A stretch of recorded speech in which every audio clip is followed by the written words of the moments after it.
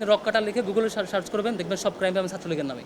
আপনি just search করবেন, শিবিরের নামে কোনো ডকুমেন্ট, কোনো কিছু পাবেন না, কোথাও পাবেন না। গত বছরগুলোতে দেখেছে যে ছাত্র শিবির ট্যাগ দিয়ে আসলে রক কাটা এই শব্দটা ইউজ করা হতো আসলে।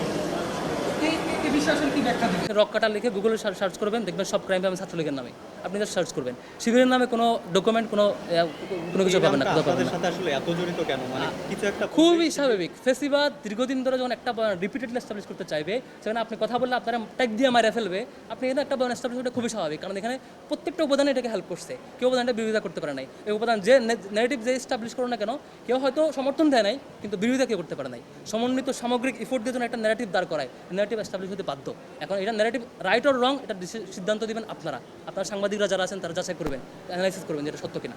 টোটাল আমার ডিপার্টমেন্টের লাইফে কোথাও কেউ একটা সিঙ্গেল ডকুমেন্ট দেখাতে পারবে না আমি ছাত্রলীগের কোনো প্রোগ্রামে ছিলাম।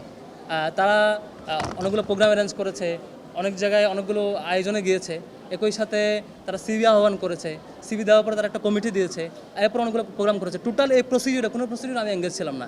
এরপরও কেন এই নামগুলোর প্রশ্ন বা কেন আসছে বা আসে না, এই প্রশ্নগুলো একান্ত ছাত্রলীগের ব্যাপার। যা আমার মিনিমাম এঙ্গেজমেন্ট না থাকা সত্ত্বেও এই কোয়েশ্চেন করাটা আমার জন্য ভ্যালিড না আর কি। আপনি ছাত্রলীগের কোনো পদেও ছিলেন না? আমি যেটা বলেছি, পদে থাকার জন্য যে ধরনের কন্ডিশনগুলো লাগে, এ ধরনের কোনো অ্যাক্টিভিজম আমি ছিলাম না। এরপরও একটা নাম নিয়ে কোয়েশ্চেন করাটা এটা ছাত্রলীগের জন্য ভ্যালিড, এটা আমার জন্য ভ্যালিড না। কিন্তু সামাজিক যোগাযোগ মাধ্যমে দুটি ছবি ভাইরাল হয়েছে, এটা কি আপনার?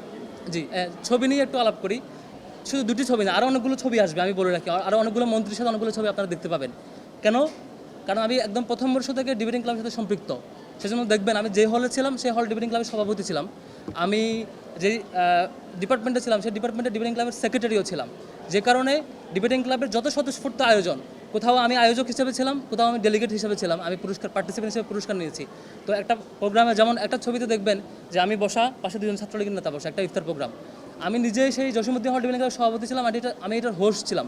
আর আমার হল ডিবেটিং ক্লাবের সাবেক একজন সভাপতি রাকিব সিরাজি, সেই ছাত্রলীগের নেতা ছিলেন, তিনি দাওয়াত পেয়েছেন ক্লাবের সাবেক হিসাবে। আবার তানভীর হাসান সৈকত, তিনি দাওয়াত পেয়েছেন, সে হচ্ছে আমার হলেই থাকতেন এবং ছাত্রলীগে তখন পোস্টেড। দাওয়াত পাওয়া আমার আয়োজনে, ডিবেটিং ক্লাবের আয়োজন, তখন ফুল ছবি দেখলে দেখবেন ফুল ছবিতে এখানে আরও অনেকে ছিলেন ডিবেটিং ক্লাব বা বিভিন্ন পার্টি। আবার একটা ছবি দেখবেন আমি পুরস্কার নিচ্ছি সাবেক পররাষ্ট্রমন্ত্রীর কাছ থেকে, সেটাও ডিবেটিং ক্লাবের। আরেকটা ছবি দেখবেন আমি সৈকতকে ফুল দিচ্ছি, সেটাও ডিবেটিং ক্লাবের। যখন সৈকতের ছাত্রলীগের যখন সে সময়ের কমিটিটা হয়, কমিটি হওয়ার পরে দেখবেন যে হলগুলোতে বা সব জায়গায় বাঁধন, ডিবেটিং ক্লাব, কুইজ সোসাইটি সহ অন্যান্য যে সংগঠনগুলো থাকে, সামাজিক সংগঠন, এই সামাজিক সংগঠনের পক্ষ থেকে সাধারণত তাদেরকে ফুলের শুভেচ্ছা দেওয়া হয়। এটা খুবই স্বাভাবিক। আপনি এই সিঙ্গেল ছবির ব্যাখ্যা পাবেন গ্রুপ ছবির অ্যানালাইসিস করে।